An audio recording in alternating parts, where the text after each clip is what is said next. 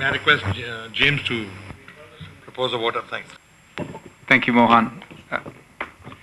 This is a little awkward. Hold on just a second. I was sitting with Julie and Mohan and my wife Indira before the talk, and I was introduced to Julie, and Mohan said he's the one who's going to give the vote of thanks.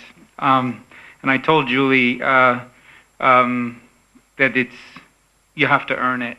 It's not a freebie. You have to give a good speech, and then I will consider giving a vote of thanks.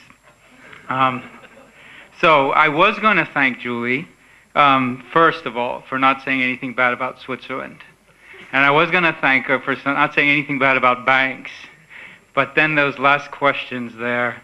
But she didn't say anything bad about Swiss banks.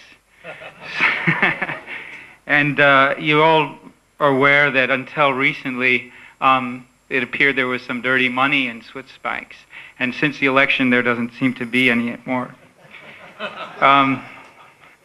There's a lot of complexity in cross-border investing, and I think Julie spoke to that pretty well, very well, actually. I'd just like to remind people, about 2 years ago, so a year and a half ago, well, first of all, India as an investment market is very much a domestic investment market. And until about a year ago or 2 years ago, Indians were being encouraged, or especially about a year ago, the limit on external investment flows was raised by the RBI to encourage Indians to invest more abroad.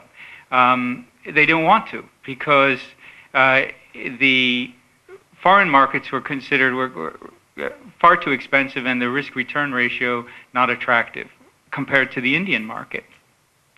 Now, no Indian wants to invest abroad because the markets are seen as not worth it, or perhaps, I guess now, interesting other markets like South Africa compared to the US or the UK appears an interesting market.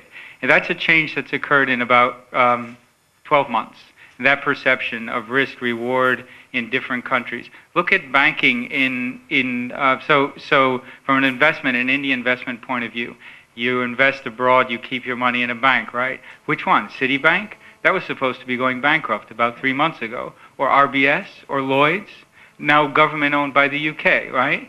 So your whole risk-reward perception has changed dramatically in the last year, and probably the whole banking industry's changed fundamentally, and financial service industries changed and is still changing fundamentally.